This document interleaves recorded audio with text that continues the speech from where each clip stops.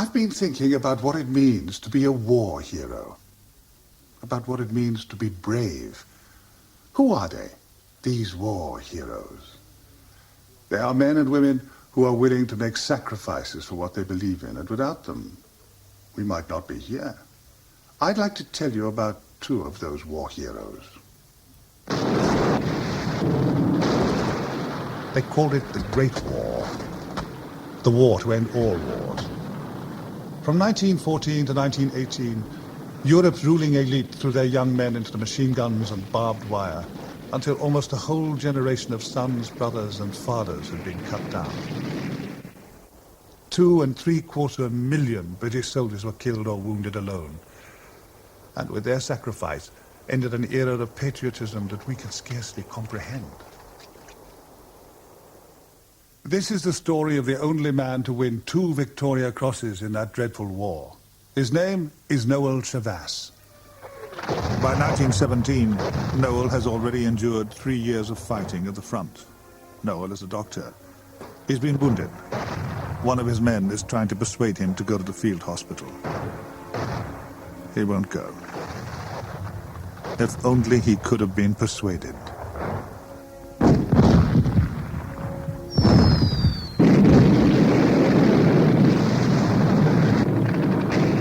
Tonight I smell the battle. Miles away, gun thunder leaps and thuds along the ridge. The sprouting shells dig pits in fields of death, and wounded men are moaning in the woods. If any friend be there whom I have loved, God speed him safe to England with a gash. Noel Chavasse was the second of identical twins born in 1884. His father became the Bishop of Liverpool. His brother became the Bishop of Rochester. Noel and his brother Christopher grew into fine athletes, good enough to run in the London Olympics of 1908. They were very able scholars too, and of course, they both got into Oxford. In 1912, Noel qualified as a doctor. His successful life was about to be changed. The whole world was about to be changed. In August 1914, England declared war on Germany. The blood of a generation of men was about to be spilled on a scale never imagined. Millions of women were about to be plunged into a deep grief from which many would never recover. Windy speeches were made about British fortitude and determination and the sanctity of an empire, whose loyal subjects would whip the Boche into submission and be home again in time for Christmas. August to December, a jolly fine adventure for any young man and his pals. Almost the entire Chavasse family was caught up in the enthusiasm for war. Within weeks, Noel, his 3 brothers, and one of his sisters were in Europe. Nobody was more enthusiastic. In his first letter home, Noel reveals himself to be an innocent. I'm trying to be as useful as I can, reading everything about the hygiene of the fighting force. I've been left behind at HQ, where I sit and wait for the wounded. I believe that doctors are not allowed in the trenches, so I shall run very little risk. You didn't see much of a doctor in the trenches. If there was anything done, it was done by the stretcher bearers.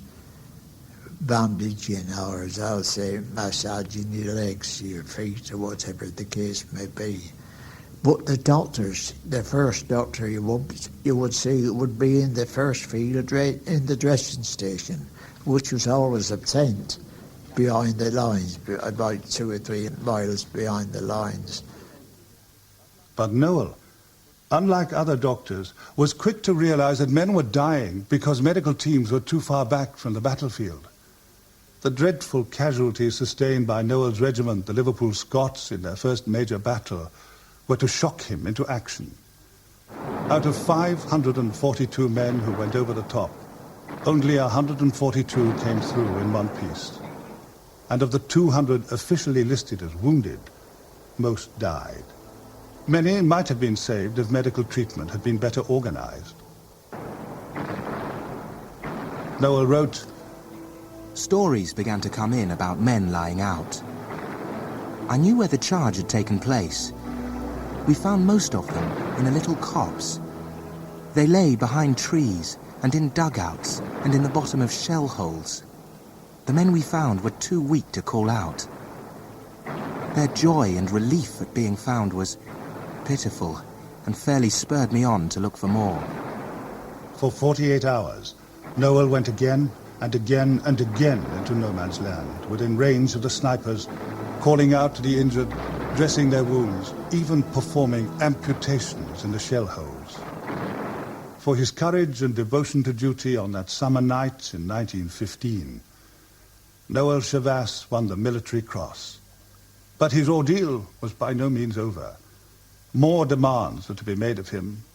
His love for his men drove him on. Only the lucky wounded made it to the operating tables. Most were beyond help because they'd waited too long for attention. For Noel, there was one solution. He must get nearer to the fighting. He had an idea. I'm very busy building a hospital in the trenches. It is a new scheme of my own and approved of by most people. There ought to be some sort of rough shelter to give comfort and protection to the wounded behind every trench. And sometimes he daydreamed of happier times with his family and his secret sweetheart, Gladys. Noel had known her since childhood and thought it was now time to declare his love. He told his sister. Dear Marjorie, I feel ever so happy, but ever so responsible. I wrote Gladys a letter and told her that I loved her and could not help it, but that I had not proposed to her because I might not get home. So I said, she's free as the wind, but got a letter back which nearly makes me cry. She says she can wait. At last I have a great longing to get through with the war. Before I never thought about it. I hope it will not tempt me to neglect my duty. But there was no danger of that. Noel did more than his duty. Somehow, he kept a cow so that his men could have fresh milk. He scrounged castor oil for their sore feet. He financed his own mobile canteen and even got his men beer at Christmas. Here's to the good old beer, mop it down, mop it down. July 1916, the Battle of the Somme. The British lost 50,000 men on the first day. Noel's regiment, unable to cross the pitiful 100 yards to the German lines, was pinned down by heavy machine gun fire in a place known to the troops as Death Valley. Your idea was getting to the German wire, barbed wire. That was the idea. As long as you got to the German barbed wire, by the time we got there, the casualties were that big. You've seen your mothers washing on the line. Well, these were like troops, all either killed or wounded, lying on the wire. Couldn't get through because they couldn't get through the wire. The barbed wire. So few men had made it back. Noel knew there must be others left out there, maybe alive and needing help. It was madness, but on the first night, in full view of the German snipers, he walked between the opposing trenches, shining his torch, whistling and calling out to the injured men lying in the shell holes. He was saving lives. It was as if Noel Chavas felt most truly alive when he was most in danger, as he ran or walked or crawled in the filth and butchery of no man's land. And his bravery rubbed off on his stretcher-bearers too. They also risked their lives, and 4 of them were to be decorated for their bravery after the battle. Noel seemed to hold death and fatigue in contempt. The following night, in no man's land, he was struggling to carry a severely wounded soldier to safety. He was hit twice by shrapnel, but still young. And when the battle was finally over, he received his just reward, the Victoria Cross. Back home in Liverpool, the news was greeted with scenes of tumultuous joy. The people's hero. He was immortalized on a cigarette card. Fame indeed.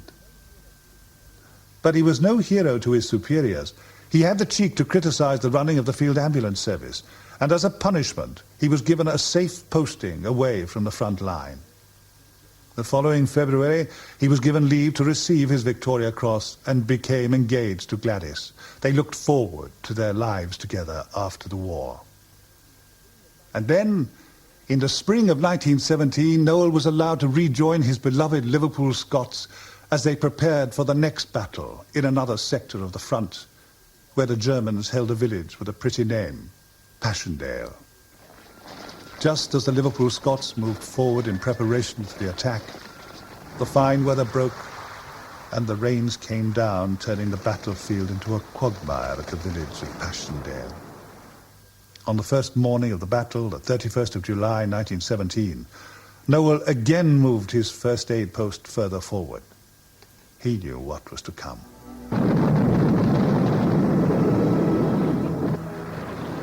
The British lost 300,000 men. 90,000 of them were reported missing and never found, their bodies turned into the earth by months of shell fire. Even today, farmers are uncovering the bones of those poor young men.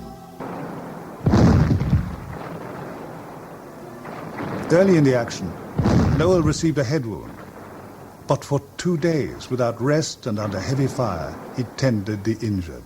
Exhausted and in constant pain, he refused to leave his post. Noel was hit twice more as he worked, and still he carried on until 3 a.m. the following day.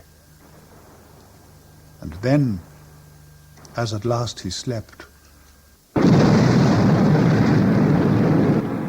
a shell crashed into the dugout, killing or seriously wounding everyone.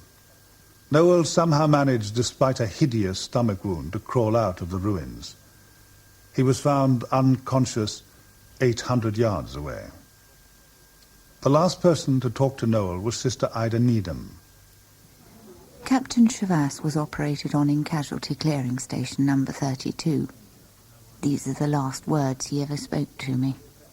Write to Gladys and give her my love. Duty called, and duty called me to obey. Noel Chavas died at 1 p.m. on Saturday the 4th of August, 1917. The man who ran unharmed through a hail of bullets had been cut down while he rested. What irony that only in sleep could death creep up and take his life. It is a great pleasure to think that your son, in laying down his life, laid it down on behalf of his fellow countrymen, and that it is recognized not only by those who knew him, but by the king and country as a whole. And Noel was awarded his second VC, the only man in the First World War to receive such an honor. Many years later, his twin brother Chris wrote of Noel's death, "I felt half of me had gone. I knew when he died, though he was 80 miles away. And sometimes I wake in the morning feeling his presence, and I believe our spirits have been together." Give me your hand, my brother. Search my face, look in these eyes, lest I should think of shame. For we have made an end of all things base. We are returning by the road we came. Your lot is with the ghosts of soldiers dead, and I am in the field where men must fight. But in the gloom I see your laureled head, and through your victory I shall win the light. And that's just the first story. In a moment, I'll tell you about a brave young woman from the Second World War.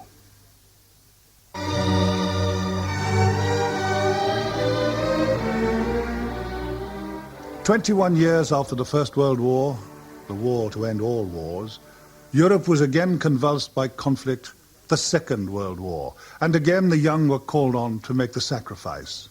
Among them was an English girl called Diana Rowden. She was in the British Special Operations Executive, and her role in occupied France was to help arm and organize the French resistance and, in Churchill's phrase, to set Europe ablaze. In March 1943, Diana ostensibly took up a routine posting to Air Force intelligence. It was just a cover. In fact, she was being trained as an agent with the highly secretive Special Operations Executive, or SOE, controlled from London. Diana, after she'd been accepted for training and had accepted the type of job, would start her training, as did every other student, at Wanborough Manor, where they spent about 6 weeks, and they learned basic coding, map reading, security training, and handling of weapons, after which they would do their parachute training. Women agents did have the advantage that they attracted less attention in a French street than a man of military age. Of the 38 women trained by SOE, many were married, with children. Diana grew up in France and had worked in Paris. She spoke marvelous French. I suppose that's what got her the job. At the interview, the man told her that her chances of survival were about even. What made Diana a very good agent, a very likely good agent, was that she was very cool, very easily passed by, not remarkable in appearance, and very self-reliant. She knew she could do the job and she wanted to do it. She did it. On the night of the 16th of July 1943, after just 3 months of intensive training, Diana stepped out onto a moonlit meadow in the Loire Valley. A far cry from the carefree childhood she'd spent on the Côte d'Azur, messing about in boats. A far cry indeed from the finishing school she had found so boring in Limpsfield, Surrey. After school, Diana quickly returned to France and worked for the French Red Cross in Paris. But when the German army invaded and Paris was overrun, she had to escape back to England. Incensed by the invasion, she joined the Women's Auxiliary Air Force, the WAFs. It was there that her character and intimate knowledge of France became known to her superiors. After her training, Diana, codenamed Paulette, returned to France as a courier for an SOE network in the Jura Mountains, just west of the Swiss border. Working with her radio operator, John Young, she translated messages and delivered the information that was the lifeblood of the resistance. She traveled constantly, mostly by bicycle, but sometimes venturing as far afield as Marseille and Paris. Diana was well trained. She planned the blowing up of factories. She arranged parachute drops of arms and ammunition. She was in her element despite the constant danger of discovery. The local resistance described her as sans peur, fearless, and so she was. Thanks to Diana and agents like her, the resistance groups in France received more than 10,000 tons of arms, ammunition, and explosives. And they used the supplies to good effect, destroying communications, disrupting factory production, continuously passing back vital information on German troop movements. In the late summer of 1943, Diana, Young, and the resistance fighters blew up the Peugeot factory at Sochaux, putting a stop to German war production there for a year. But the Gestapo were closing in. Diana's resistance network was betrayed by a double agent. Suddenly, the area was unsafe, and she and Young were on the run. Diana and John had been in hiding for 3 months when London sent news that a new agent would join them. On the 18th of November, he arrived and identified himself as Benoit, produced instructions hidden in a matchbox, and handed Young a letter from his wife. Benoit's credentials were impeccable, and Diana and Young invited him in. Later that night, an unmarked car sped up to the house. And before Diana and Young could make their escape, German military police kicked in the door. Diana, wireless operator John Young, and the new agent Benoit were arrested. Benoit had betrayed them. Diana was taken to the Gestapo's Paris headquarters for questioning. She was seen just once by Peter Churchill, another captured agent. He was amazed by this calm, collected woman, patently English to her fingertips. I couldn't imagine, he said, what this refined creature was doing here. The mystery of courage. I will not talk. I am not afraid. The Gestapo were very experienced torturers. Think of your worst nightmare, and they could make it real. They wanted names, names, names. But Diana didn't crack. Isn't that amazing? But her ordeal wasn't quite over yet. The Gestapo sent her to Natzweiler concentration camp, where 4,000 inmates were forced into slave labor on a starvation diet. Prisoners who couldn't work were gassed, shot, or hanged, then cremated. There was another SOE agent at Natzweiler, Brian Stonehouse. He survived. I was working at the top of the camp, digging a trench with a Dutch friend, and these 4 women arrived at the top of the camp, accompanied by 2 Germans in uniform. And they were marched down the center of the camp, down to the bottom of the camp, where the crematorium and the little jail was. And they were locked up in this jail. And that evening, we were all locked in. And after dark, of course, we all knew what it meant when you saw the flame coming out of the chimney of the crematorium. It meant that the door of the oven had been opened and a body put in and closed, and that would send the flame. And this happened 4 times. On the 6th of July 1944, almost exactly a year since her arrival in France, Diana was executed at Natzweiler. She was injected with the disinfectant phenol and burnt alive. The British sense of impenetrable secrecy remained. Diana's mother knew nothing of her daughter's fate. Diana was awarded the French Croix de Guerre, but the British government sent it back. As they didn't give medals to foreign heroes, it was felt that Diana's award couldn't be accepted.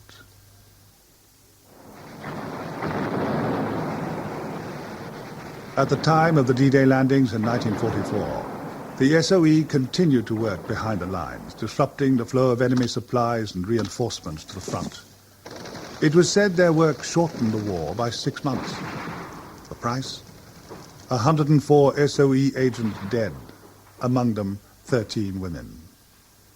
And Diana proved that the recruiting and training method and character stood up to what was required of her.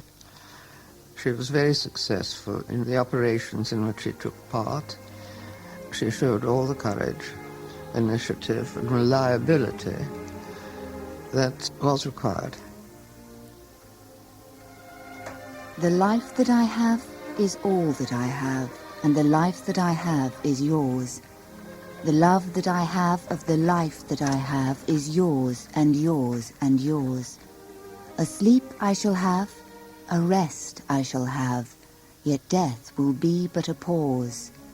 For the peace of my years in the long green grass will be yours, and yours, and yours.